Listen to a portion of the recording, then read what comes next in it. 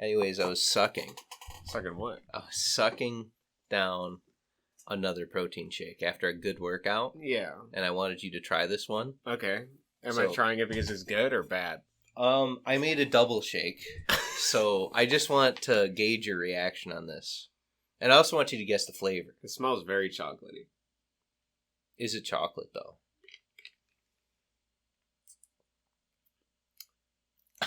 I couldn't tell you what that is. I mean, I thought it was chocolate, but... It is. Okay, it's just kind of like really thick. Mm-hmm. Yeah, what'd you put in there? Cornstarch? my secret is... MSG and cornstarch. my healthy protein shake. Sunflower seed oil. MSG, of course, as you already found that note in there. And yeah, Cocoa Pebbles chocolate protein powder, so we're good to go. There you go. Yeah. You're gonna get big and strong by next week. And I made it a double because like last time I made protein shake and like had him, like that wasn't enough. My body isn't recovered. Yeah, I started drinking milk. Damn. Yeah, I was like, you know what? We had that old mountain goat episode. I was like, maybe I just need to get some milk. So I got some unhomogenized, still pasteurized, like cream milk. So it still has the cream or whatever. Yeah. And it's pretty good.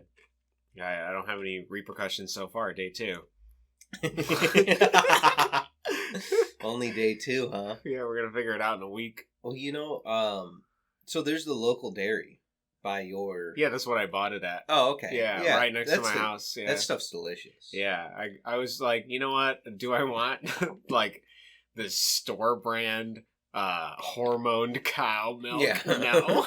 Fuck that. Dude, I drink that now. If I have that garbage milk, yeah, my stomach's like, no, you shouldn't have had that, buddy. Yeah, I've never really liked milk. I've always found it, I don't know, it just never tasted well. My parents always bought 2%, so whatever. Yeah. But then I went to the store nearby, and I was like, I'm just going to get this milk, get some range eggs, whatever, free-range eggs, and it'd be perfect. So. Damn.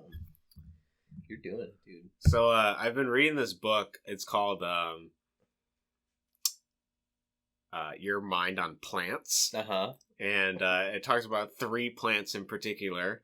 The first one is the poppy for opium. Oh. The second one is like coffee. It's the stuff for caffeine.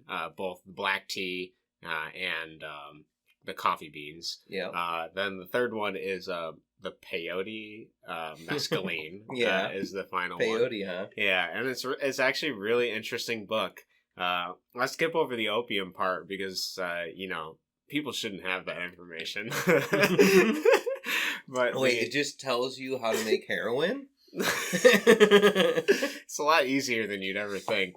Well, yeah. It's way easier than you'd ever think. I watched a video on it once. Oh, yeah. It's open on the internet right there. Yeah, I'm honestly surprised. It's kind of stupid. But when you start to think about it, it's really interesting because it brings up a bunch of interesting points about what we classify as drugs and why we classify them as drugs. Yeah. Because we classify like opium as a drug, but the most commonly used like psychoactive substance in the world that affects everyone the world over and here is coffee and like caffeine and stuff like that.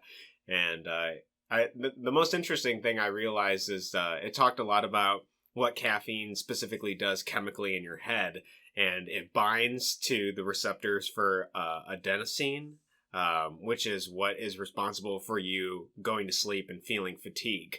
But it doesn't remove those things. Like, you think you get energy from caffeine, but that's not the case. It's actually just delaying your fatigue. And all of those adenosine molecules in your brain still exist. They're floating around. So eventually there's like a debt to be paid by continually drinking caffeine, which is really interesting. And then it talks about how like the quarter life of caffeine, in order for it to completely leave your system, is about 12 hours. So people that say like, oh, I can drink a cup of coffee and then go to bed, it's like, okay, you can, but the problem is that you're not getting the deep sleep, like, because adenosine is responsible for the deep sleep. So you'll get like a really like shit, not feeling well, like 20 to 30% less deep sleep cycles stuff. So It's honestly, it's a really interesting book, and the guy's kind of funny. He's kind of I don't know how to describe it. He's chooses the right words for all the right situations.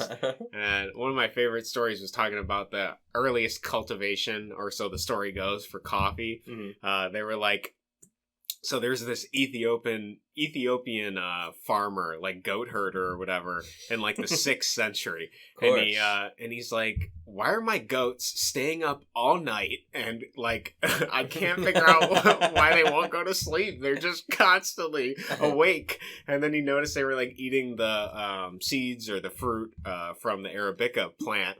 And so he investigated with his like local abbot or clergyman, and they ate a bunch of the seeds for coffee beans, essentially. And then they stayed up, and they're like, this is it. This is what it's used for. Like, we'll just use it to stay up. And so then it goes into the whole history of us fighting for coffee and Britain getting addicted to tea and all that stuff. It was pretty interesting. Damn.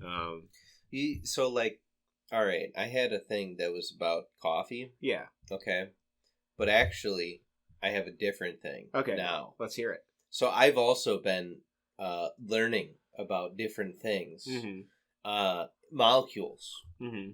One molecule in particular, which is LSD 25. Yeah. I've been watching a documentary on it, how it was found and stuff like that. The guy who found it was literally just like looking at this mold that was affecting their grains. And he was like, taking it apart, like each molecule. And like one of the molecules they took out was the 25th molecule, actually, was LSD. And the story goes that he accidentally got some on his finger. And when it's in liquid form, it just soaks into whatever. So he gets some on his finger while he's in the lab, and he just starts like tripping balls. He's like, oh, something's happening. And so he, like any good scientist would, he goes like, well, I got to experiment on this, and the first person that should do it is me.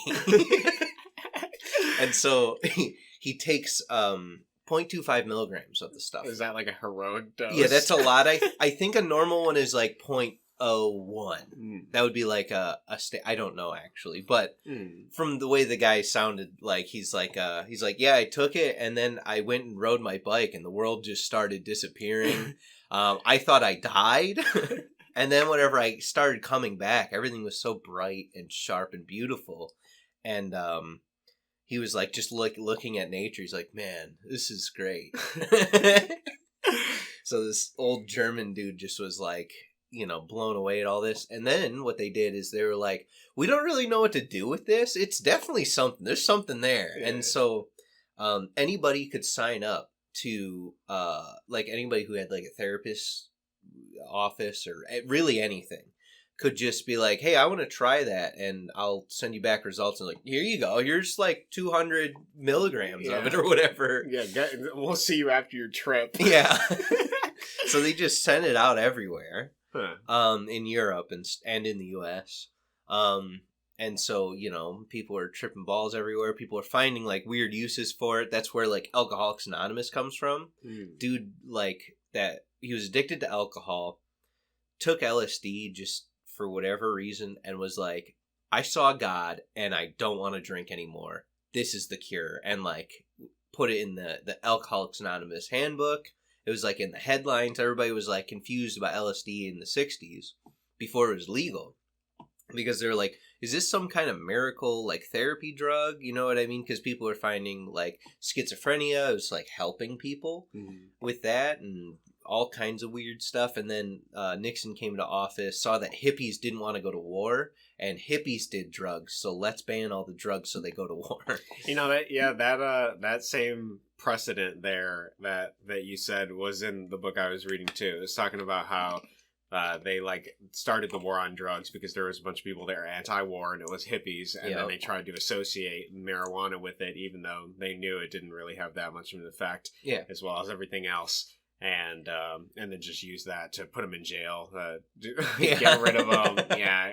Basically just make an enemy out of them so that, the people that actually want to go to war look better. I get, it's really interesting. I also really appreciated the aspect of the book that talks a lot about how evolutionarily you have to have like answers to the questions of why these plants are developing these specific substances inside of them. Mm-hmm. And some of the tests they've done have shown that like these plants, the chemicals, the drugs like opium and like mescaline and stuff like that, and caffeine is the opposite, but they like kill insects, or they don't kill them outright, because if they kill them outright, then insects could just be immune to it. But they make them like poisoned by it in a way that they like forget that they want to eat. That's kind of what caffeine does. Yeah.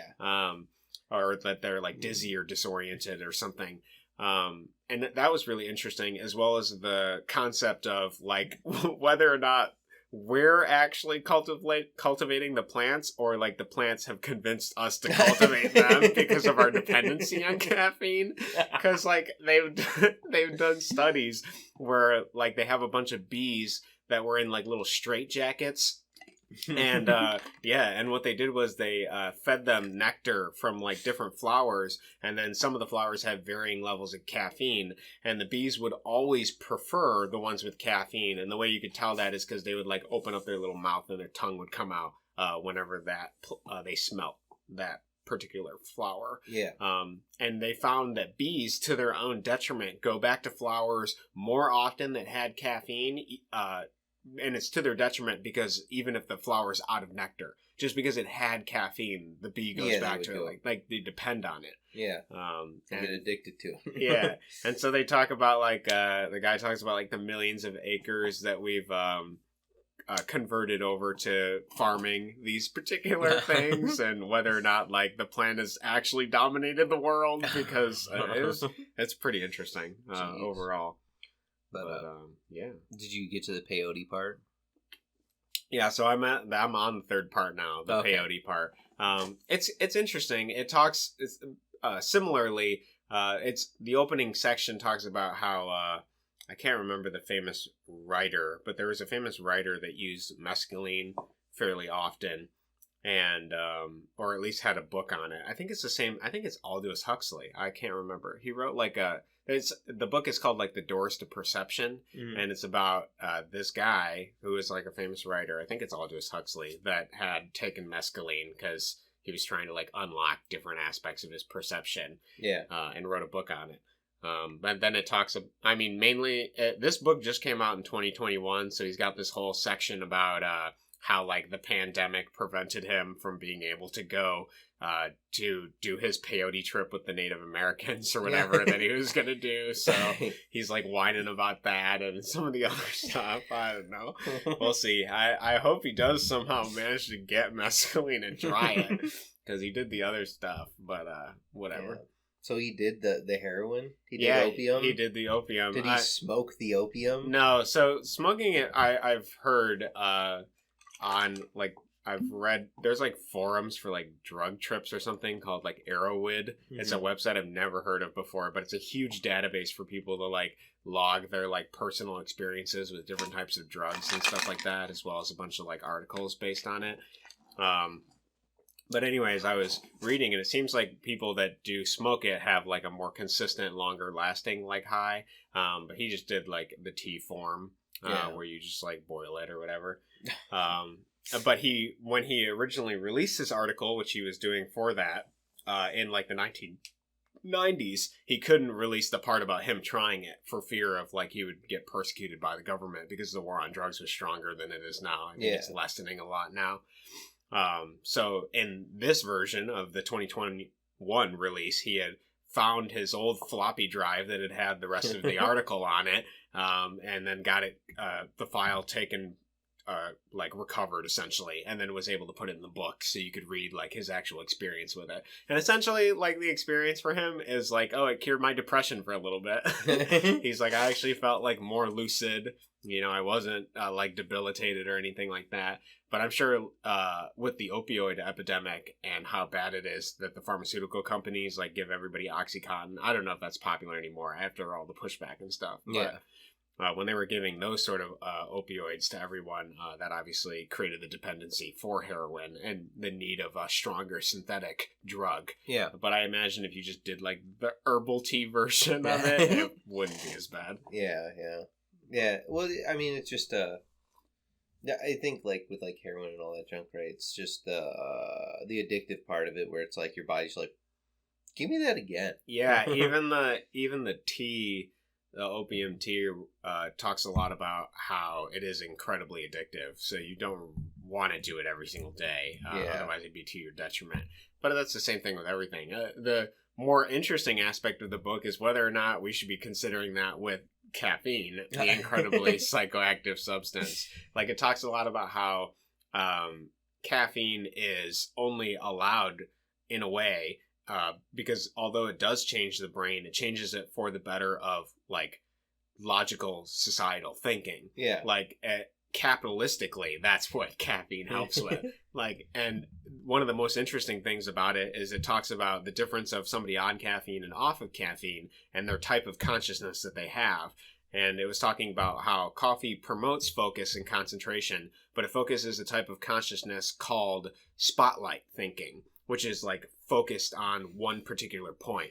Not lantern thinking. Not lantern thinking. Yeah. Yeah. See, I also ran it. Yeah. It's funny that, okay, you're talking about coffee, but it's like the same junk. Because, like, what it is, like, oh, you take LSD. Yeah. Now you have lantern thinking. Everything around you is there. You're not focused on something. You're kind of taking everything in. Yeah. Yeah. But anyway. So, yeah, it is funny. It is that. So...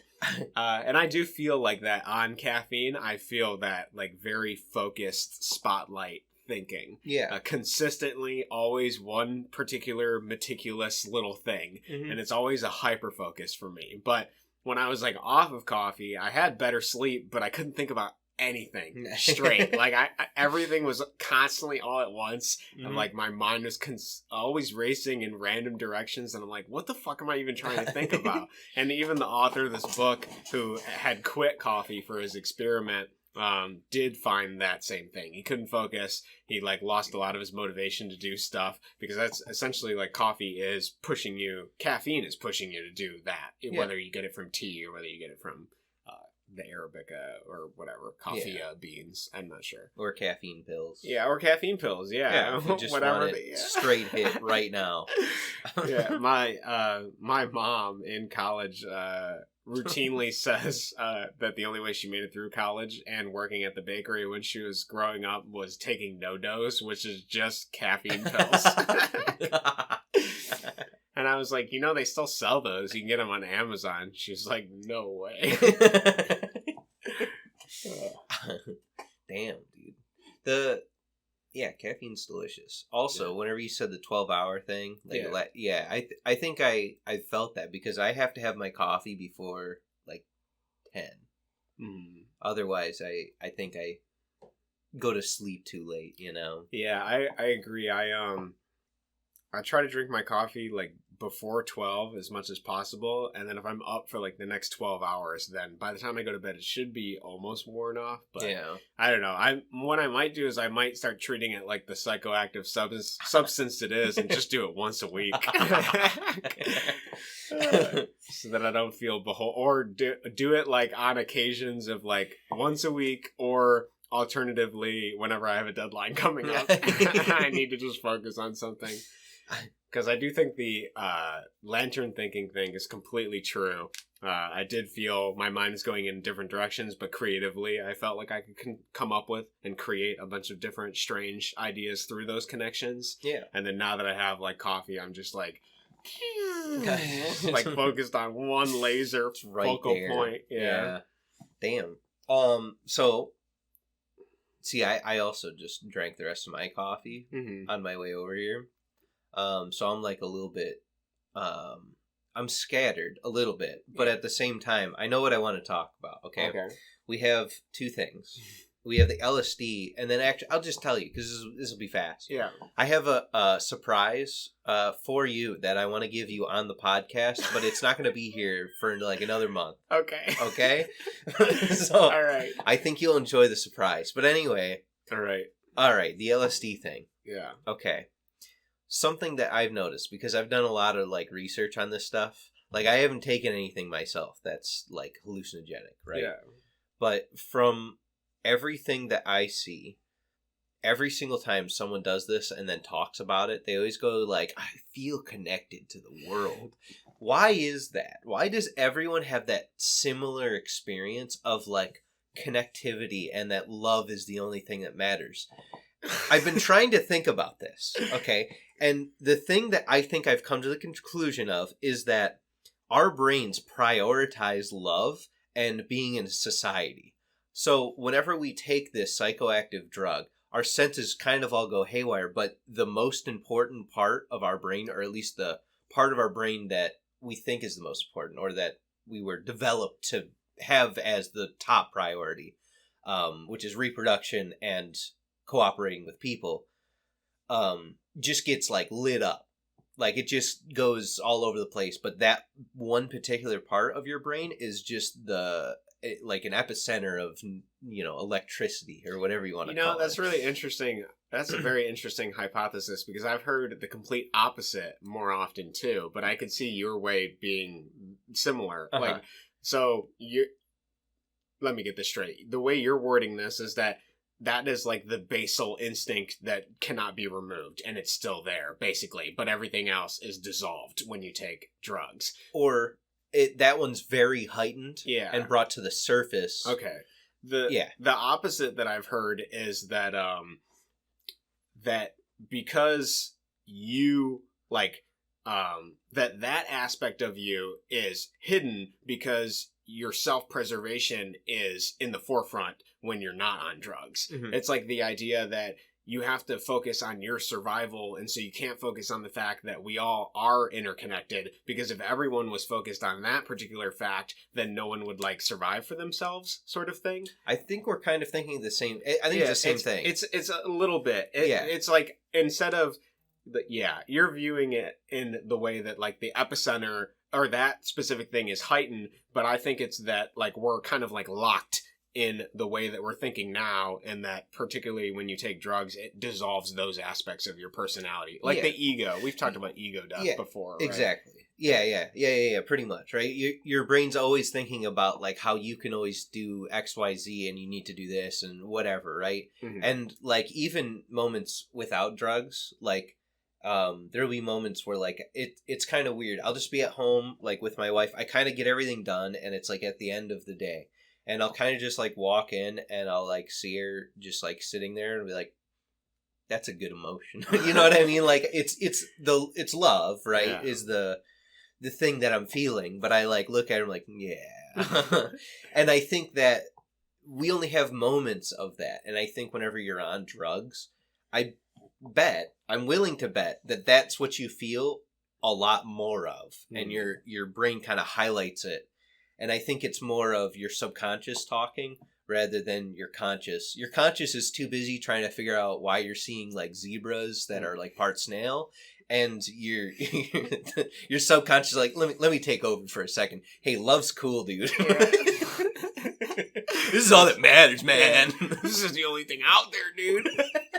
What are you even looking at? We're all part of the molecules, man. No, I can definitely see that. It does feel like this stereotypical reaction every time somebody goes on their journey down the trip. But it's weird that everybody has those similar, like whenever people take like mushrooms or LSD or whatever, it's that similar like thing. It's just like whenever people take DMT, they see the elves. It's like the weird. Why is that? You know what I mean? I do think that there is things that are from nature, like that's also so far the conjecture with the mescaline chapter that I'm reading, is that it talks a lot about how like these things from nature that aren't like granted it sounds like LSD does the same thing, but I guess that's like, isn't that more synthetic? Don't they have to like make that or separate that from something in order for LSD to work? It's a synthetic drug, just like heroin is also a synthetic drug, whereas like the morphine, codeine, and whatever the third one is in like the poppy plant is they make up opium. I think they're called the opiates, but it's an opioid. Yeah, but I don't really know where I was going with this, so. Yeah, no, Save but me. It's cool. Yeah, I don't know why people have those stereotypical experiences. Maybe we'll just have to try them all at once, heroic dose on the podcast, and then we'll feel it. all right, take this eat this mushroom first, okay? Because I think that one has the longest timer on it, right? And then, like, as you feel that, all right, now put this tab of acid in your mouth, and then smoke some THC. I'm gonna meet the God within myself in every direction today.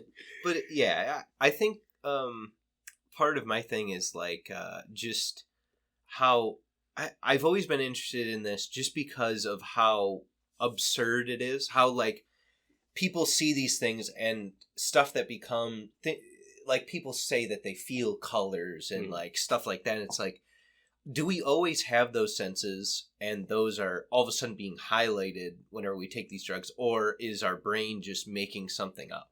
It seems like we already have some kind of weird sense that's just getting turned up to 11. Maybe we already like see certain colors and like you can maybe feel it in quotation marks, but it's not the same as, I don't know. I don't know where I'm really headed, but I think I get it. Even when I think about NoFap and meditation, the effect is similar in that when you're meditating and even when you're on NoFap. So like meditation is like a focus interoceptively on yourself and your breathing and things like that. And then it pushes you into exteroception. And NoFap is, if you fap, then you're constantly preoccupied with interoception and only the immediate things around you. And then when you're on NoFap and like not masturbating at all, then you're like, you become more exteroceptive, perceptive of everyone else in your environment and things around you. And so I think in a way, potentially drugs is probably more than likely either heightening that sense or removing the other senses that dilute that sense. And so you probably get that sort of experience. I don't know. It could just be alternatively, like you suggested. It could just be that they're making it up. Your brain's just like, I don't know, man. There's stuff going on. But it's weird that everybody feels similar thing, you know. So, as a final note, the guy who invented DNA replication, basically invented genetics, was on LSD. Yeah, he was on LSD whenever he figured it out. It's like, that's kind of insane. That's really funny that you say that, because I've also been reading a lot on how a bunch of people that are famous writers were doing drugs while they were writing stuff. Makes sense. Whether it's LSD or opium, actually, for a lot of poetry writers, they were drinking opium tea. As Mary Shelley, the creator of Frankenstein, was on laudanum or whatever that drug was, which is a refined version of opium. I forget what the distinction is between it. I think they add something. But that was a really popular thing before the drug war that people could just buy at their pharmacy and take. I mean, imagine going to the grocery store and like, wait, do we got LSD at home? Like, can I just get some opium? Whatever. Hey, you just like call up the wife. Like, hey, do we got any poppy seed? Or they wouldn't even call at home. They'd throw the pigeon. A little oh, okay. He's been waiting for an hour now for my response. Here, let me write out But yeah. So anyway. Yeah, I know for sure that whatever journey we go down, I want to go out like a man, though. Right? Okay, I've been reading the Hagakure, the Way of the Samurai, and I agree with this dude. Okay, anything past 50 for men is a disgrace.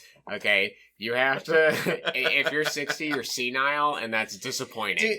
Every man should be given the opportunity of going out like a warrior. Hear me out on this one, alright? I mean, my grandpa, when he was 60, was still working, like, fine. You know, I think life's have, like, extended now to where... senile. Senile's now, like, past 80, I think. At least. I don't believe it. After 60, if you haven't killed yourself via a warrior's death, disappointing. Just let me know whenever it's your 60th birthday or 50th. Yeah. 50th birthday? Let's do 50. Okay. Yeah, on your 50th birthday, just let me know where you're going to be, and I'll be, like, in another state. I'm going out like Bulldozer Man. That's what I want to go out. Yeah, Bulldozer Man. Yeah. Okay, that makes sense now. Yeah, I want to get in a very petty dispute about me dumping my sewage And actually, it probably wasn't a petty dispute on his end. It was the petty dispute on the city's end. Yeah. Where the city's like, no, you can't dump your poop wherever you want. And the guy's like, nature. Okay. And then he just spends weeks welding steel sheet metal to a fucking forklift or bulldozer. And then decides, I can't take it anymore. This is my moment. And just goes and destroys town hall, goes on a rampage, destroys a bunch of buildings, and then when he finally goes into the basement of like a hardware store for whatever reason, just probably fell through the ground, he just shoots himself. He's done. He's like, I'm not doing it anymore. Damn. I mean, what if you instead, 49th birthday, final day, dawn of the final day, you hike up a mountain, so by midnight you can jump off of it and just go, you get one last, like, free fall. No? No, that sounds terrible, dude. Honestly, you want to take out people with you. I'm going to take people out. You're like, here's what you're going to do. You're going to look for people that are over the age of 50, and you're like, these people haven't died an honorable death yet. Yeah, you go to the old folks' home. This is a mercy kill. One of the old guys, and there's like, oh, finally! A warrior's death! I've been sharpening my spear for this. And come at me, bulldozer! Yeah, I just drive the bulldozer. Oh my god. Yeah, honestly, disgrace. I agree, 100%. Damn. I mean, that's why, they got the seppuku going on there. Yeah, seppuku, harakiri, there's like a bunch of other ones too. I don't remember them all. Yeah. He makes some really compelling, not even just aside from that compelling point in that book, because that's a great point that, after 60 is like senile, it's disgraceful. Yeah. 50, you should pretty much be dead. Those aren't his exact words, I'm paraphrasing. But the sentiment, that's what what I gathered from it. Yeah. But one of the other interesting things was he was talking about loyalty and devotion exist only in insanity and desperation. Like, you have to basically just be desperate in order for, and I think that's really interesting. He makes this key point about how you can't really succeed at something greater than yourself unless you're desperate. Mm-hmm. So I think that there is some sort of, in desperation and a bit of insanity, that is what exceeds you beyond the level of just meager Joe Schmo. I think the people who get what they want are people who are desperate for that. You know what I mean? Like, I'm at a job, right? I'm working my business and junk like that, but because I'm not desperate, I'm not doing everything I can for it. Mm-hmm. I should be, but like, because I'm like tired and stuff, I'm like, I'm doing good enough, you know what I mean? And until some kind of struggle or something comes up, I probably won't kick into high gear again. Yeah, it's like complacency breeds like stagnation. Yep. Is what it feels like.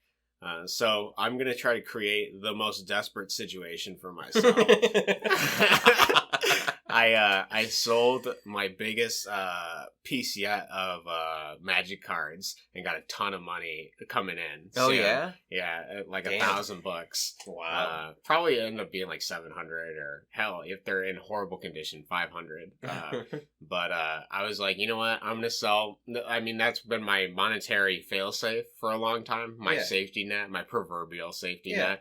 And so I was like, you know what? If I sell this, then it's just, that's the last thing that I have, right? I mean, I'm sure I could sell a bunch of other possessions or something like that.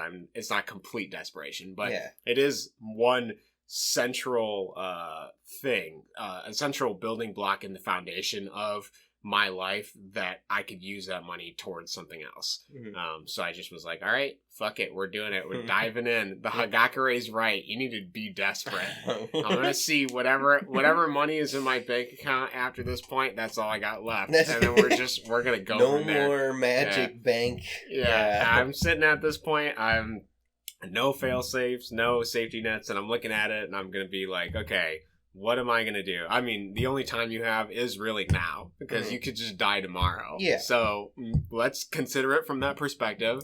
Let's use the power of now. Let's use the Hagakure, desperation and insanity. You got to become desperate and insane. And then we're just going to work out more than possible to gain the testosterone that my great-grandfather had. That's and right. We're going to use that for the competitive. We're going to do NoFap again. We're going to everything. I'm going to...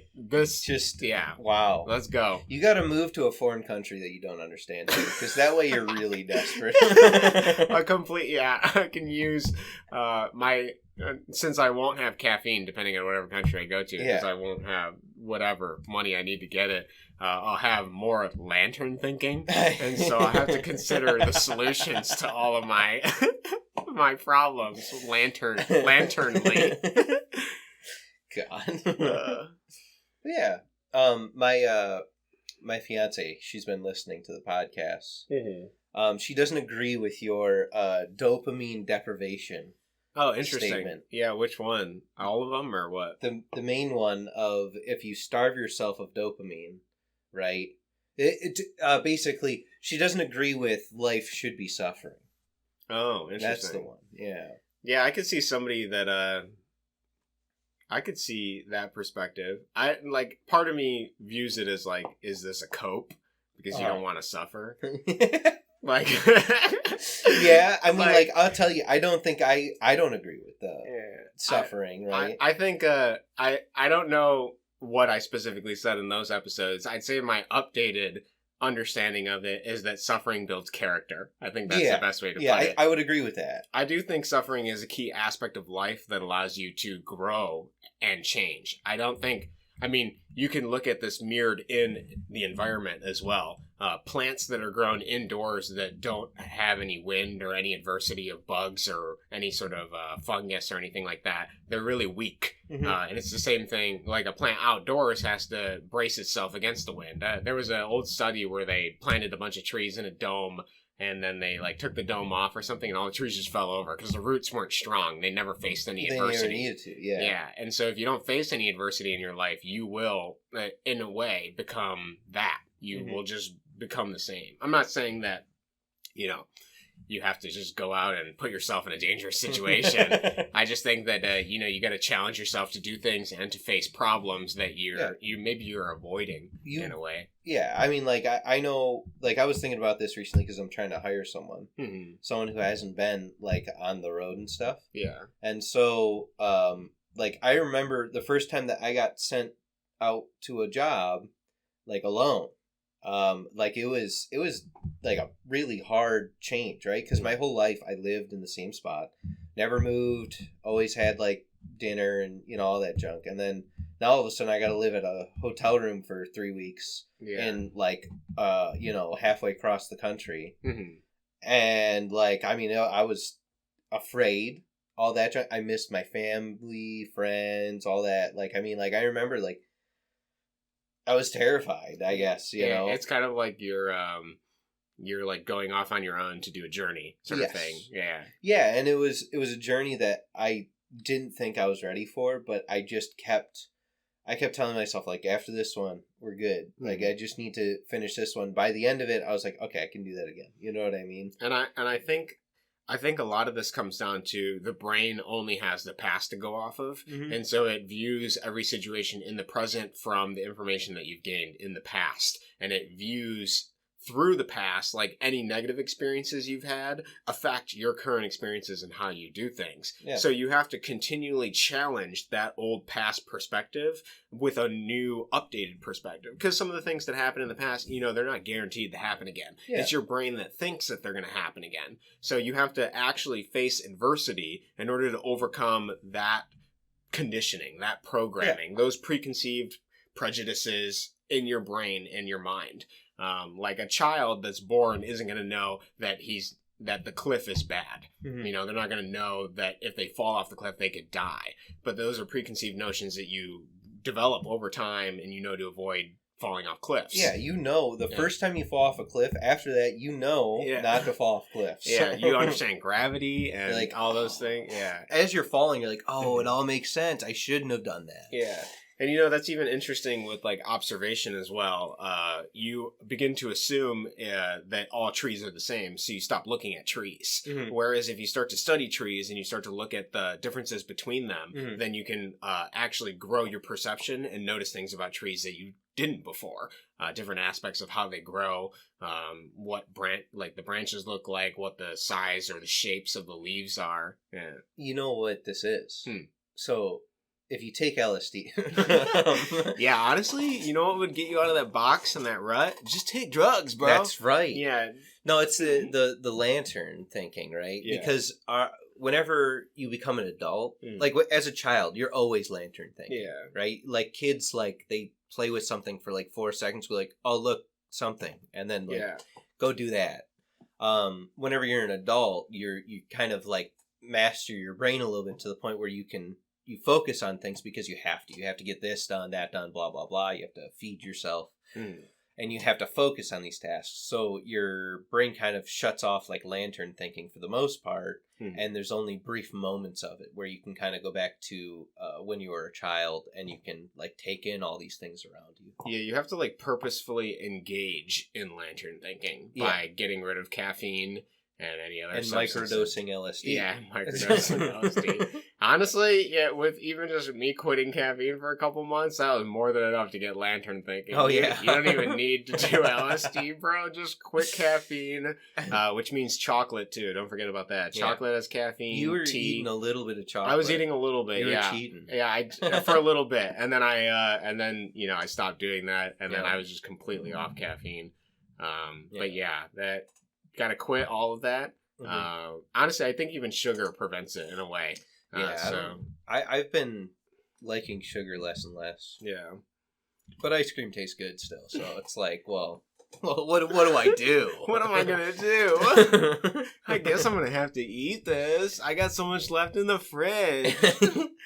But I also think, I mean, if you don't like the environmental example of like the trees not facing adversity and having no deep roots, you can consider it from the perspective of exercise too. The aspect of you have to literally break your muscles or rip them or tear them in order to regrow back bigger muscles. They're not necessarily going to be stronger, but they will be bigger. There's more. There's more there. You have a higher capacity for strength.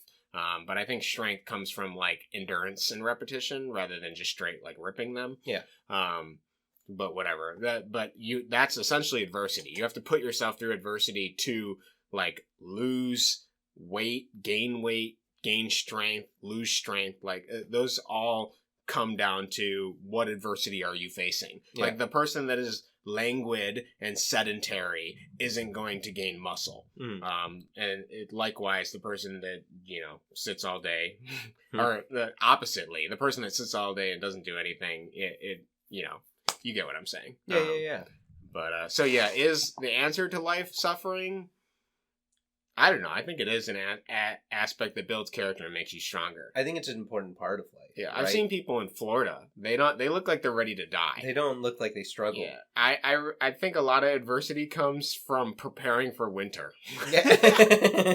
I think if you don't have, I think that's what developed foresight for for the hominids. Well, that was something, and this is something on Joe Rogan's podcast he talks about a lot. He's like, all the people in California complain so much, but as soon as you go to Alaska, no one's complaining. Everybody's happy. They're like, the sun's out today. This is beautiful. Yeah. Because they went through so much challenge in the winter and like struggle of like just barely being able to like wake up because you're depressed because there's no sunlight. Yeah. And it's just like those people, they go through all this and they realize that like, you know what? Life's not that bad. Whereas people in like sunny, nice places that are beautiful all the time, they're like, it sucks because it's 3 degrees cold today. Yeah. And it's the same thing when you have people from warmer areas that come up to colder areas. They can't handle it. Yeah. Like they need like 50 jackets. Yeah. Their body can't. And I found that that's one of the interesting things about taking, even if one aspect of your shower is cold, is that you can over time handle colder and colder water just by subjecting yourself to it. Yeah. And so I think that there is that necessity of, you need to suffer to be grateful for the things that exist. In the same way that, like your example, the people in Alaska, they go through the winter and then they're like, man, summer feels great. They're not consistently complaining about, these minor fluctuations in temperature or minor adversities in life, because they faced a insurmountable at one point of time adversity in the form of winter and several feet of snow and cold that aches all the way down the bones. So it's funny too. I mean, okay, so one of my sister's friends in childhood, right? Yeah. She moved down to Florida when they were in third grade. She'll come up every so often. They have a house near us, near my parents' house, and so whenever she would come up, she would tell my sister, and so she would come over and hang out. And I recognized over the years, she'd get more and more complainy over just the most minor things, Yeah. So anyways, I could wear shorts in 30-degree temperatures and be okay, where someone in Florida would die. So that basically they just perish on the spot. They're yeah. They freeze. But so when you get through all those other episodes and you get to this one with my response, yeah, she just had a quick note from last night. Yeah, that was where she's at. That is interesting. I'd have to go back and listen to exactly what I said, but I think that's a more refined answer. Yeah, in some way. I think that was something that. I remember at the time, damn, that's a little insane.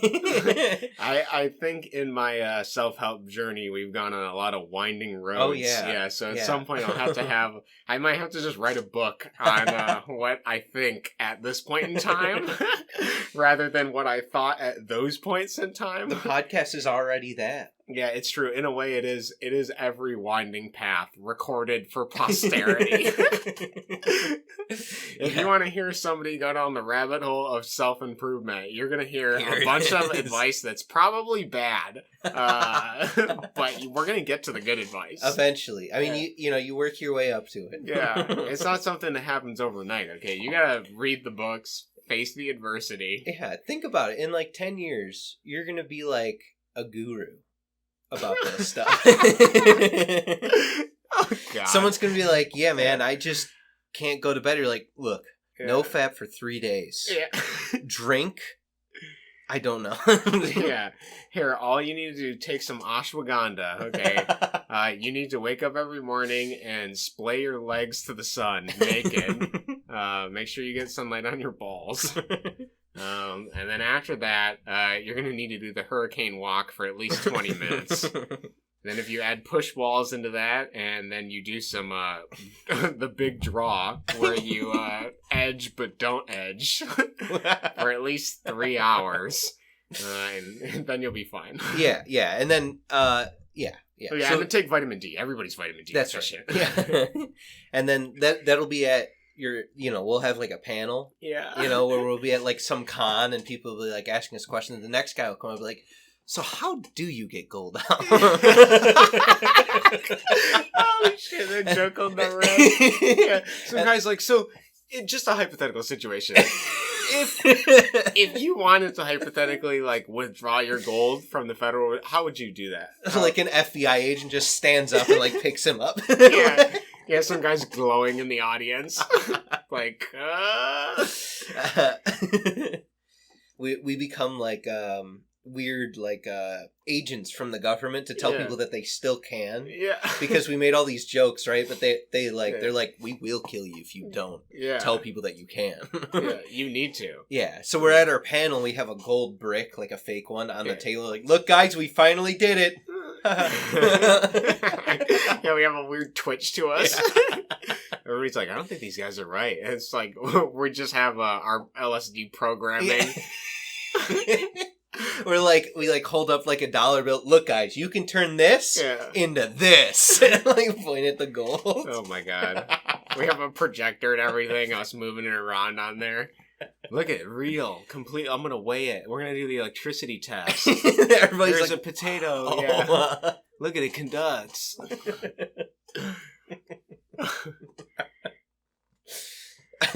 This isn't just for rappers, guys. They're going to be like, in episode 14, you guys talked about withdrawing your gold from the Federal Reserve and using incense sticks to teleport into women's bedrooms. And also the fish, they took a lot of depressants because of pharmaceutical companies dumping it into the waters. Can you tell me how all these things correlate together in order to help me get gold? Yeah, so you're going to want to go to California with a pickaxe. Make sure you have your incense sticks in your left pocket. Wait, make sure that you burn them first in your local home and then fly to California. You don't want to pay for a two-way trip. Yeah, that's true. Yeah, we're already saving money from the outset. You're going to need the money for a pickaxe and a sluice. Yeah. I don't know if I ever talked about it. I don't know why I thought of this completely random topic change. But I had an old topic written down for this podcast, and it was just a funny word that I saw that I'd never heard of before. It was called Spurgling, and it's when people steal other people's sperm. Oh my god. Yeah, it's an actual thing. It has a Wikipedia page and everything, and it's like, I was trying to think, I was How like... do you steal? I don't know. I guess, like... Jack them if off? Maybe if you're just like a placeholder prostitute just to harvest their sperm and then you use their sperm for, I don't fucking know, whatever purpose. You like give them like a blowjob and then you like spit it into a bag and be like, thanks, and then like and run away. Yeah, exactly. I'm like, I'm gonna go have your kids. I'm gonna go spread your seed. Yeah. Joke's on you. You're gonna be paying child support for fucking years. Come on, ladies. Yeah. Take a tablespoon. Get those turkey basters ready. What are these women doing? No! Yeah, you're trying to prevent them by grabbing. Taking all the turkey basters. Too late! I don't know. I guess it would be something for like political opponents or something. That's what I would think. Like, like somebody running for the like Idaho caucus was having sex with somebody else and he had an illegitimate child. Like, I'm gonna, slander his name. It's not slander, I guess, at that point, because it just really happened. Other than they stole the sperm and put it in. I don't fucking know. It's like, I mean, here's the only thing that I could think of that this would be used for is like the FBI needs to like frame someone, like exactly what you just said. Yeah. So they have like their Spurgler go in and be like, hey baby, let me suck you off. Can you imagine like the FBI division that's just like Spurglers? They're mic'd. She's like mic'd up and they're like, okay, now go in for the blowjob. They just hear all the yeah, he's like coaching. They're training. They're doing training, and they have like the earpiece in or whatever. He's like, I don't hear enough wetness. They have like the whole thing mic'd up. It's just like a dildo. They're like, no, now make sure you hold it in the back of your throat. Make sure it looks like you swallowed. Okay, and then here we're gonna do something that magicians have been doing for years with card tricks. Okay, you're gonna make it look like it's still in your mouth, but you're gonna spit to the side. Okay, but you want them to focus on your hands. Like they do the two finger things or the chain. They do it above their head, spit, and then like go back down. Oh, it's sleight of hand, but for Spurglers. They spent years training in gypsy caravans just to be able to hide sperm with sleight of mouth. Like, okay. Where? You see the sperm? It's gone. You know how they put like a mini Ziploc bag in their mouth and they like have to open it with their tongue, like So, some guy's like going to the zoo and he's like looking at the zoo animals and then he like sees the gopher and he sees the gopher put like nuts in his mouth and how he holds it. He's like, holy shit! I just figured it out. He like calls up the FBI. Give me the Spurgling division. Spurgling division now. You guys, hedgehogs. It's like, you won't believe this, and he pulls up like footage on YouTube, and they're like, "What the fuck is he looking up?" He's typing like gopher or hamster eats nuts, and then everybody immediately has the same epiphany. Like, oh my god, fucking god. They're like, enhance. Give me a better picture of that. Like, zoom in. Somebody get me the local ecologist here. I want to see a cross section of gopher at my desk in 50 minutes. Oh my god. The girl's like, I'm just working on my blowjob techniques. What the fuck is that? The guy's like, okay, but you gotta spin the bag. He's like, here, we're gonna sew this bag to the side of your cheek. They have like a device that they put inside the throat, and they're like, now you need to swallow, but make sure you click your tongue 3 times to open the bag. Yeah. Oh my god. You know, it might even be better just to have some sort of contraption in you. You know, I always thought that was the weirdest thing. I saw years ago there was a contraption you can put in your vagina to, like, prevent people from raping you. Yeah. And, like, what it is it's kind of like a hollowed out, like, dildo. I've seen it, yeah. And, like, when they put their penis in, it's like barbed wire. Yeah, they go to pull out and it, like, cuts them or it, like, it's stuck on there. Mm-hmm. Why would you want it stuck on there, I guess? But, like, yeah, I think you, like, pull it out with it or something like that. But it's just thinking about that, like, would you really want to walk around with that in all times? But if you were a Spurgler, that would make sense, It right? would. Not like the anti-rape device, but, like, some sort of thing that catches the sperm. Yeah. Like, I'm sure they have the vagina condoms. You could probably do it with that. Vagina condoms. Yeah, they're, like, condoms that you put in your vagina that, like, prevent the sperm. I mean, it's the same thing like men, but in vagina form. You just reminded me of, have you ever heard of GIF tip? No, what the fuck is that? I'm going to show you a picture. I don't think we could actually put it in the picture, unfortunately, but it's a condom. Okay. Okay, let me see if I can find the stupid. Yeah, can you describe this for me? Okay, so basically, imagine a condom that doesn't cover your whole dick. It just covers the tip. Okay. So it's like one of those. It's like those thumb things that they use for, like, crocheting or whatever.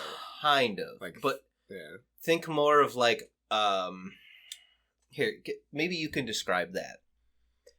Wow. Like a Band-Aid that you put on the tip of your penis. Yeah, that's honestly the best description I could ever think of for that. Yeah. It's literally a Band-Aid that you put at the tip of your penis. But I looked up review because my cousin was telling me that he was like, oh man, this thing seems pretty good, and I'm like, no, and then I look up ratings, people are like, it's really uncomfortable. Yeah, I was thinking about it. I mean, the problem with that is that for the circumcised penis, the most sensitive part on it is the frenulum, which is immediately under the mushroom head at the tip. I think that doesn't get covered. Well, it looks like a Band-Aid. I mean, it looks like it would cover it. So, like, you're sort of defeating the purpose of, you know, trying to have more sensation anyways. Would it feel more than a condom? Yeah, I see what you mean. Yeah. And then it also seems like, you know, it would really depend on how you have sex. Because if you are if you're like a couple that does a bunch of foreplay, like, are you going to be able to stick that Band-Aid on, like, a wet, sweaty, saliva cock or something? Like, no, it probably wouldn't stick. Right? Yeah, you'd almost have to, like, you know, as you're going out for the night or whatever, like, before you do anything, you're like, let me just put on my GIF tip. But even that's, like, awkward, too, because in flaccid state, you know, the skin is different. Yeah, it's not the same. Yeah, so once it's hard, it would just pop off, because it's not going to suction to every specific, because it's a completely different form when it's full mast. It's like these people don't understand. It's like these random people that live in whatever country that makes that don't California. Understand. Yeah. They're like, we don't have any adversity. Time to put a Band-Aid on my dick. Yeah, I'm just going to put a little Band-Aid on my tip. Just the tip, bro.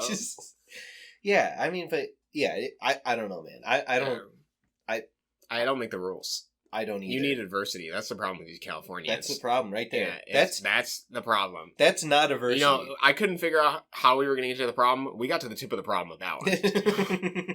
That's the problem. I mean... This is an iceberg, dude. Look, abortion's illegal now, right? People are using GIF tips. Yeah. And it's probably really uncomfortable. Yeah, they're like, man, if only there was a solution for not having unwanted pregnancies. What are you talking about? Abstaining? I can't. Wait. Are you telling me I cannot have sex? Yeah. That's an option? Oh, fuck.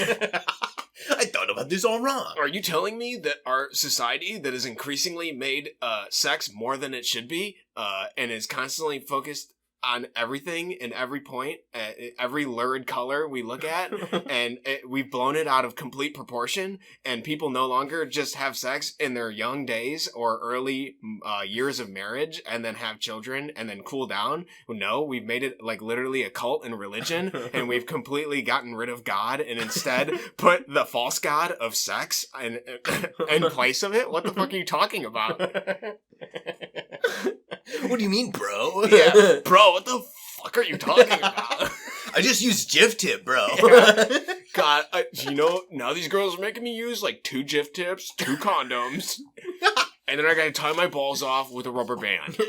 I don't understand. It's so uncomfortable. Dude, did you hear about so speaking of contraceptives, did you hear about the one where you can like get a gel put into your freaking urethra? Yeah, I've heard of that. Just clog it, and then whenever you're ready to dissolve, you just squirt some juice down there. Dude, I'm gonna tell you guys a secret right now, okay? It is the big draw, okay? If you can't do the big draw, you better start doing your perineum exercises, okay? I want you to be clenching those muscles 300 reps a day. Just suck it back in your spine. And what you need to do is as soon as you think you're gonna ejaculate, you suck it back in. You just get it.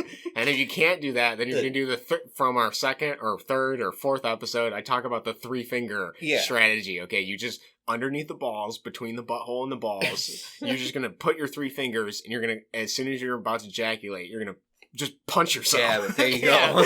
Push it up there and prevent it. If you don't hear, then you just impregnated a woman. If you don't hear then you have a Spurgler in your bed. And if she immediately gets up after that and runs away, yelling, "Ha! This time! You've been fooled!"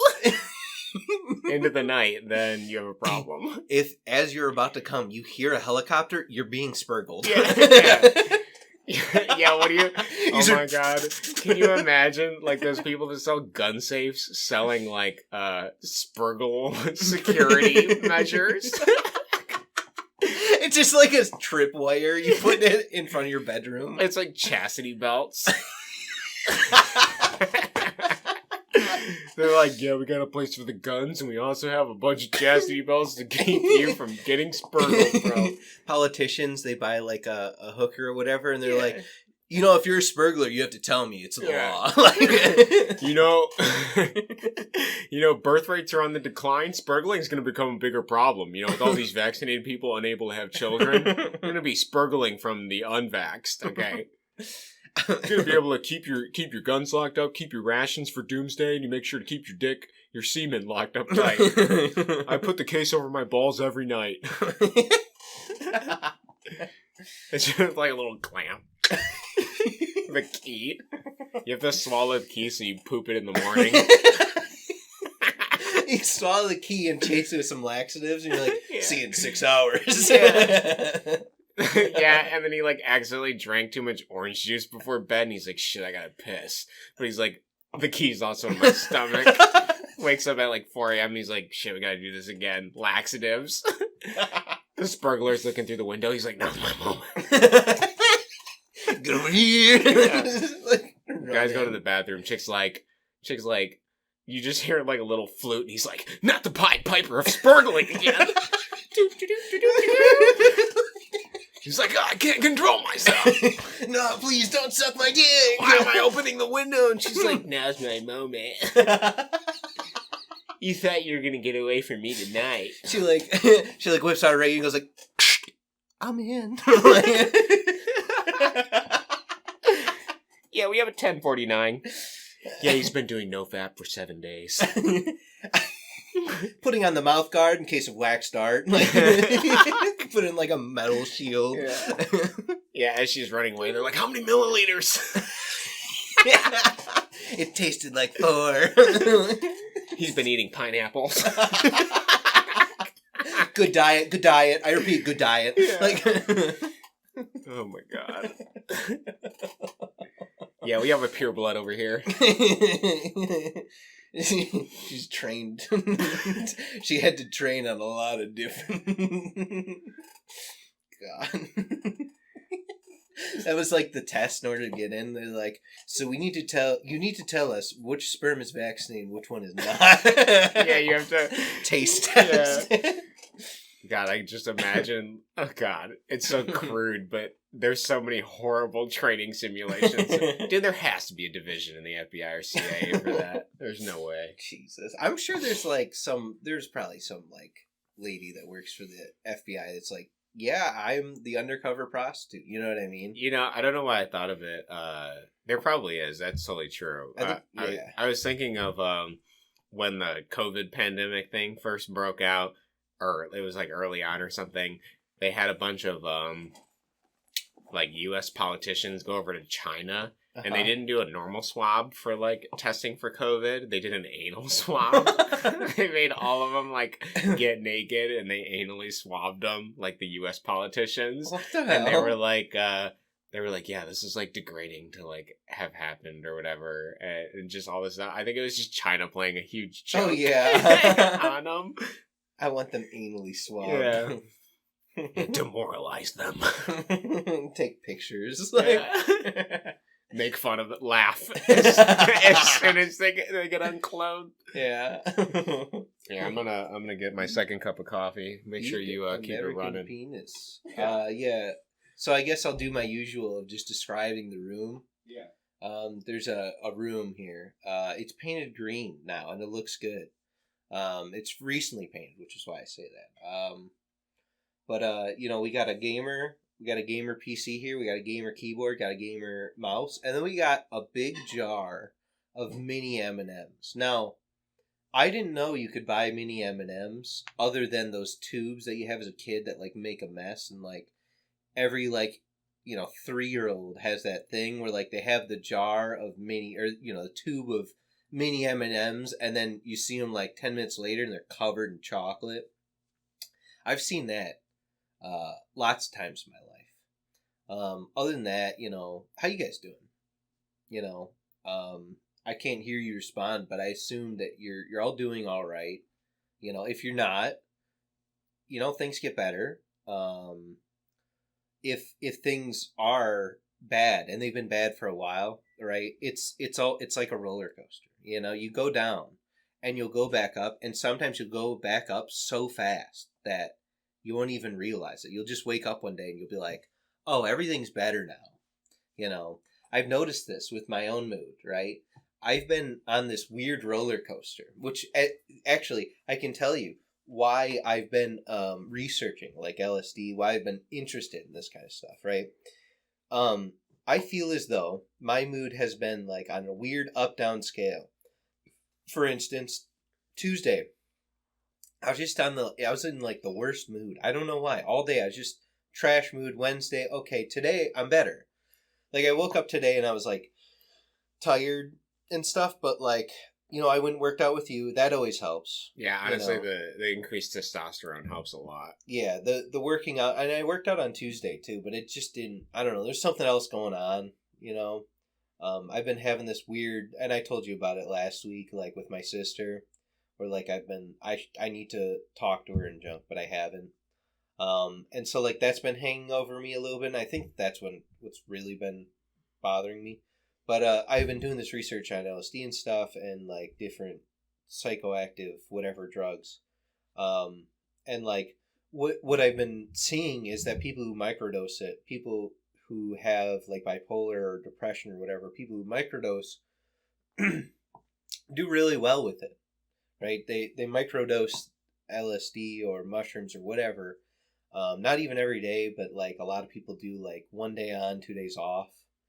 And like that, it'll stabilize them like all the way through. And so it's like, that's interesting. I don't think I necessarily need to do something like that, but I do think that at some point in my life, it would be a good thing to try some kind of psychedelic. Yeah, I'm not sure if it's under the same banner, but there's a board called like New Tropics where people do stuff like ashwagandha, iodine, just different types of like vitamin dosing and stuff to see what what helps and report their cycle and all that sort of stuff. I don't know if that's specifically under the same microdosing, but it does go into detail about what these things do to you, how people generally react, but everyone has their own unique genetics, so it could react in different ways, basically. Yeah, everybody's kind of unique, but yeah. I thought that was something kind of interesting about, I was reading Hacking the American Mind, and he was like, yeah, some people could just be predisposed to be like sad and depressed their whole life. Yeah. He's like, basically just chemically, you could only have a certain amount of dopamine, like genetically, and you will never be able to, I mean, you can take supplements and stuff to like, depending on what you're doing, or exercise or different things. But your baseline might just be way lower than everybody else's. And so you're just kind of like destined to be that way. Not that you can't, make lifestyle changes that do eventually bring you up to normal, or better. But that you might be working with some faulty mechanics to start with. You got a bad transmission in that brain. Oh, what? Your family is a family of alcoholics? Well, there's probably a good chance that you have a genetic predisposition to alcohol consumption. Oh, yeah. Dude, I think I have a genetic predisposition to gambling addiction. I love gambling. Love it. It's fantastic. You know, what was interesting when I was reading about all the people that are famous writers or famous people in general that do different drugs, they were talking about a link between people that are successful and people that have addictive personalities. Because in order to be successful, you have to be obsessive about something. You have to be addictive, essentially. So those people are more likely to be addicted to substances and have substance abuse. So it's like, interesting. That's great. That's, no, I mean, like, we talked about Mr. Beast last episode. This was supposed to be the Mr. Beast episode where we do Mr. Beast things, but we're not doing that. Yeah, it's not my fault. I know, it's on me. It's on me. All right. He's to make up for it, he's going to have it ready by tomorrow. Another episode tomorrow. No, to make up for it, you'll have it ready by the next time we do the podcast. Oh, yeah, that's it. But, one of his things was he was obsessed with YouTube and the algorithms and junk like that, right? So that's what brought on success in his... whatever. Yeah, I'm going to become desperate and obsessed, and we're doing ASMRs for the next 4 weeks. I really think that there is a different way. I think that there's something that we're missing here. Yeah. Whether it's in the, video titles, we need more exclamation points, and, I did this drug for 4 days. We got to have something in there where it's, a challenge where people are like, oh, question. I love questions. And then they go in, That's true. I spent $100 on this thing and I regret it. Yeah. And we won't even talk about it. Yeah. We'll just name the episodes like that. I bet if we did name the episode a question, we would get more views. Well, maybe we should actually answer a question in an episode, though. I don't want to have no payoff, right? That's true. Then we just be scam artist. Well, here's what we can do, okay? I'm going to go to the bathroom. Yeah. Okay. You tell people what you're about to answer. You mean I'm going to ask a question? Or no. You're answering the question that we're going to put in the video. Oh. Title. Well, you just left me hanging. I don't really know what question we're going to answer. I mean, there's so many questions to answer. Honestly, maybe the question we're going to answer is what is the question we're going to answer? But that almost seems like too meta. And it kind of reminds me of the meta stuff that we did the last episode. Is it weird to just have silence and sit there and think about it?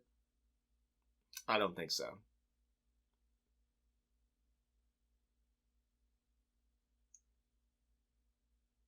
I suppose I could go about this in a logical way. How would I come up with a question that would be worth answering? I'd say the first thing is to define what worth is. I say worth in this sense means popularity. What is the most popular questions to answer? I think a lot of the most popular questions to answer are comparisons between products with big price disparities. That is very popular. People subjecting themselves to harm or some variation of substance abuse and then recording their effects on it. People seeing if they could complete a project within a certain amount of money. Those are also popular questions. I'm trying to think of a logical way that I can come up with the answer for what question we should ask. Like, I've seen a bunch of videos that are that basically are just variations of, this product is $100 and this product is $1,000. We're going to compare the difference. That's a pretty popular question. Yeah, it is. Another popular question to ask is, I'm going to abuse my body in this particular way and record the results. You're going to see what happens after 15 days of doing this. That's another one. I think a good one is like, is it worth it? Like, curing your egg yolks. Is it worth it? Yeah. I think that one we should put in there. Yeah, I was even watching some doomsday prepper the other day who was like, can I dehydrate eggs? And it's just like a weird question. Or another famous question that gets asked every single day, I'm sure, is, if I put this in a hydraulic press, what would happen? Dude, that guy, okay, the guy who does that, I guarantee you, it's not like he records one a day. I bet he does like a batch of like 30 and then just sits back and goes like, oh, time to put these on a schedule to release order. Honestly, yeah, you probably just pay some dude in some third world country to edit the footage, and all he does is just cut out like the parts into different videos, and do the gaping mouth hydraulic press. I smashed this. Like, okay, dude. What happens when you put a watermelon in a hydraulic press? What if I did rocks with and then diamonds, and then what if I took something really expensive? What if I took something really cheap? What if I put food? What if I put... It's just... Let's put an iPhone 12s in a hydraulic press to see what happens, guys. Whoa. There's nothing... It broke. Shit, dog, I can't use it anymore. That was my iPhone. This episode is sponsored by the company that gave me the product to smash. Look how good quality is. It smashed. Do you know what the original version of that was? No. Will It Blend? Remember Will It Blend? I never watched any of those. That's interesting, though. My cousin watched them, so I've seen them secondary. But because there was Blend Tech blenders. Those still exist. Well, I never watched any of those, probably, or found them interesting, because every blender I've always used can't fucking blend ice. If it can't fucking blend ice, I don't give a shit. Yeah. You put ice in, it doesn't blend it. Well, I think the guy made his own brand of blenders. They're still around today, so they must be at least moderately good. Yeah, we'll have to check up on that. We'll do some out of podcast research to check those blenders. Everybody's waiting hand and feet over feet for this information here. They're at the edge of their chair. They're like, "What about the Blend Tech blenders?" It's been like 5 years, and I completely forgot about those. Are they still good? Do they still blend? Yeah. What if I buy one that was built 5 years ago? Will it still blend? Does it blend the blender itself? Let's put a blender in a blender. That's right. Yeah. Hey, what's up, guys? Today we're going to be putting a Blend Tech blender inside of a blender. Yeah. Will it blend? The ultimate recursive content. Then we'll just keep putting more and more blenders in the blenders that are inside those blenders, and we're going to see if they blend.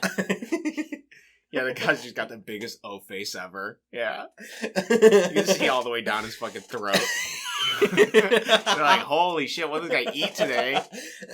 I am a blender. Yeah, soon enough, they're just putting those fucking cameras all the way down the esophagus. That's the only way they can get a bigger O face. Let me show you that primordially that I'm not a threat by opening my mouth extremely large. What? Yeah, that's what that is. Is it? Yeah, that's what that face is. It's how you show people that you're not going to attack them. It's like subconsciously and biologically, people that open their mouths that wide, it's to show that they're not aggressive or not going to attack you. What? Yeah, that's what it is. So you're in a foreign country, right? And you see some person and you're yeah, you pog for them. They're pog. Yeah, there's a biological pog in all of us that tells us, man, this person's safe or weaker or whatever. That's what that is. Whenever they spurgle you, that's how the lady draws you in. She's like, yeah, she pogs. And you're like, you, me. My penis. And she's like, finally. Yeah, so the soy face is wow. Soy pog face is showing that you're a weak male. That's what that is. I mean, in case you didn't genetically know that. I didn't. But I mean, animals, I think it's the opposite, right? Animals, you don't have eye contact and you kind of have like a not really like a tall stance, but like you don't want to be hunched over, right? Yeah, sometimes they snarl and like show their teeth. But for I think primates, the showing that you're not going to be aggressive or attack, like a orangutan, right? Yeah. Yeah. You So- make some ooze and you're good to go. So yeah, maybe we'll figure out what question we need to ask in the next video and then answer it. I mean, like, we got 10 minutes to come up with a question. yeah, we I think we can do it. All right. 10 minutes. Let's think of what is the most popular question to ask right now. All right, here we go. Did we do the Mr. Beast challenge this video? Question mark. The answer is no. No, in fact, Sam completely forgot we were doing a podcast today. That is correct. We got to the gym and he was like, "I'm alive, I think." Yeah, I checked my pulse this morning. Yeah. I'm still beating. A little weird, but Oh, yeah, here, do you mind if I already told you about the wedding stuff, but I mean, like, my wife has been pogging. Because we're getting close to the wedding, and so the registry's out, so you can see what has been bought on the registry, right? Yeah. So we had the really expensive mixer that was bought. We had like all the like really cool stuff that we wanted was bought, and then the rest of it, like some measuring cups, like cheap stuff, hasn't been bought, which is perfectly fine. mm-hmm. Buy all the expensive junk. I don't want to, So that's been really cool. What was it like coming up with the registry yourselves? Did you guys just like? What do people usually put on here? Top 10 things people put in wedding registries. Like, I mean, we just put in stuff that we need for our kitchen or want for our kitchen. Like for instance, I want a grill, right? I want to specifically a Traeger or a green egg, like a fancy one, right? Yeah. I don't know if you ever seen the Traeger grills. I know this is not sponsored by Traeger grills, but you can you plug it in, right, and it connects to your Wi-Fi, and you can from your phone you can put the meat in, like let's just say 6:00 in the morning, start cooking it. And on your phone, you can monitor it. It has like a meat thermometer that goes in and automatically like brings your meat to the perfect temp and smokiness. That's so weird. I I don't know if I hate that or I love that. I hear that and I'm like, so you're telling me I can wake up at 6:00 in the morning, put my meat on my grill, start her up, and when I get home, I'm gonna have some nice ribeyes? Like, I'm in. I'm 100% in. See, as soon as you were like, it connects to Wi-Fi, the first thing in my mind was like, oh my god, even our toilets in the future are going to be taking pictures of our asshole to gauge our fucking that's already our happening. butt health. Yeah, literally. Like, how many things do we need in the modern day connected to fucking Wi-Fi? Dude, I'm going to cut open my meat. Is it done? No. Okay. It needs to cook longer. The thing that I like about it is that it's just very hands-off, right? Yeah. Speaking of which, sorry to interrupt you there. Yes. But if you want a complete hands-off experience, just go to the raw diet, bro. Just fucking eat all your meat raw. There we go. And you don't even have to worry about it. You get home, steak's ready. Just make sure you put it in the freezer for 14 days to kill off all the microbacteria, whatever. And then you just pull it out, squeeze some lime on it to kill everything else, and just fucking go ham. All that blood, you're wiping it off maybe that would solve any ups and downs you have in your life. Just being able to fucking savagely eat meat with blood all over your face. So you just reminded me with the toilet Wi-Fi thing. I just to go back for a second here. Yeah, let's go back. Adult Swim did a skit on it. Yeah. Where they're like, you need to call your congressman now and say that the toilet thing. I'm sorry, I just need to pick at it. Anyways, you need to call your congressman and tell them that this toilet that takes a picture of your butthole is not child pornography.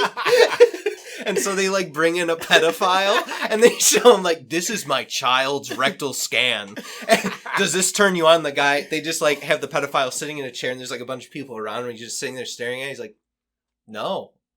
And they're like, yes. Sweet, we can push this through.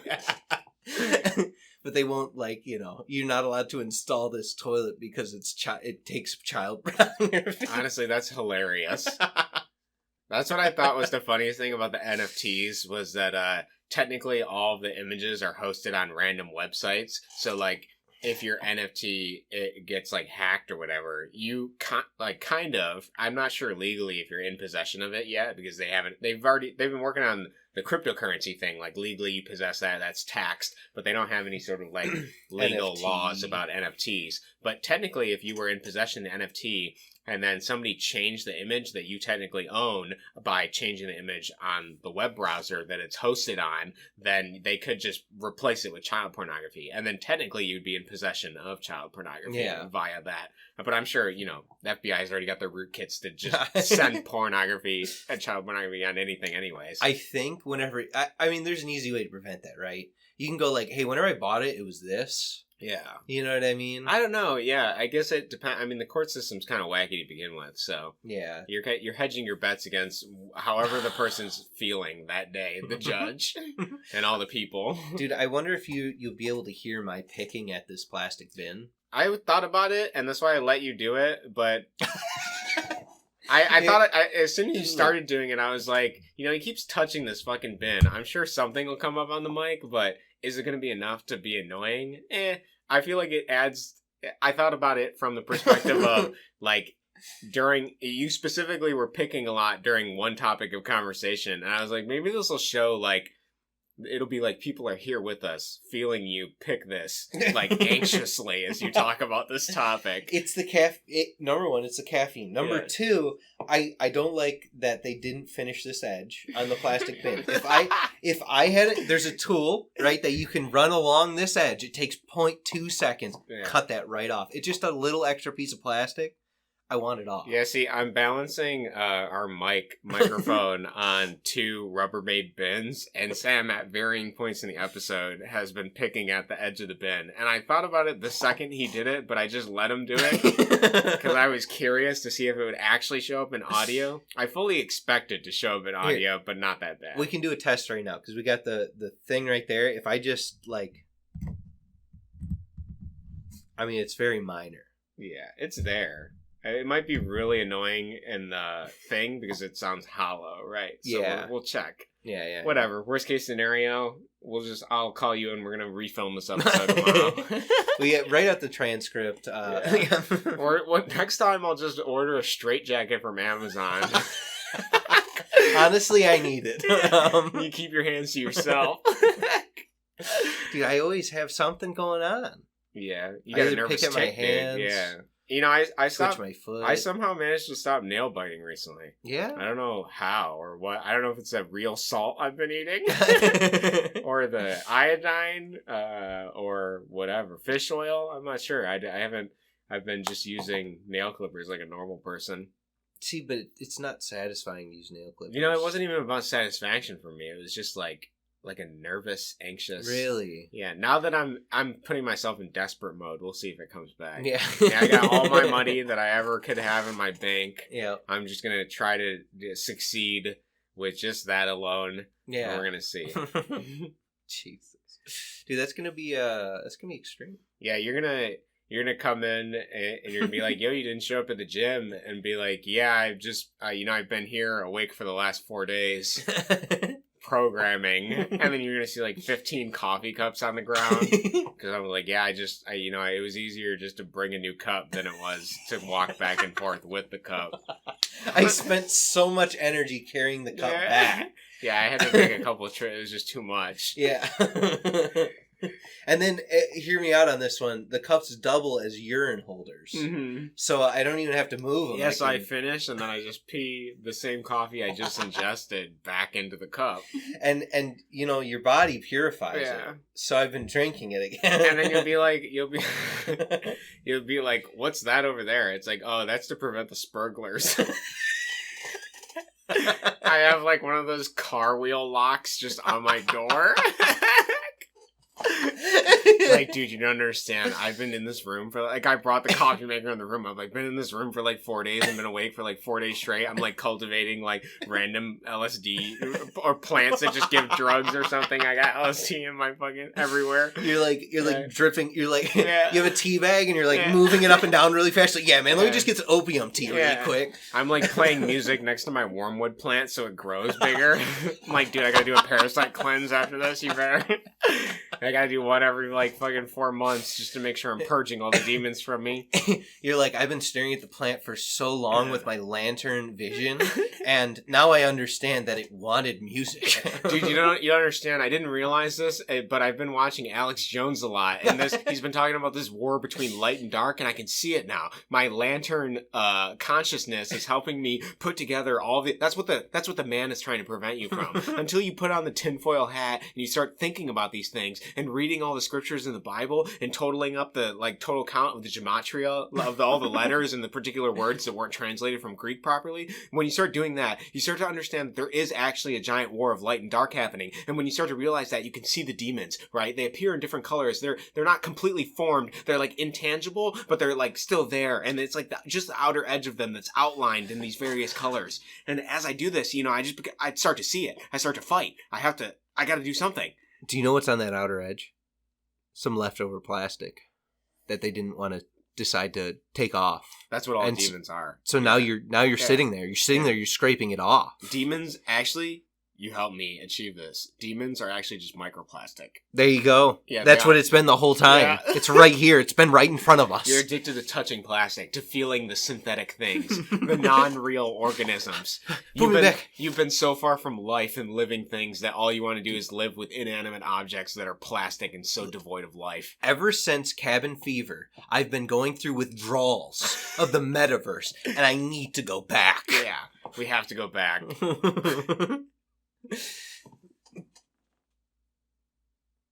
Anyways, bye.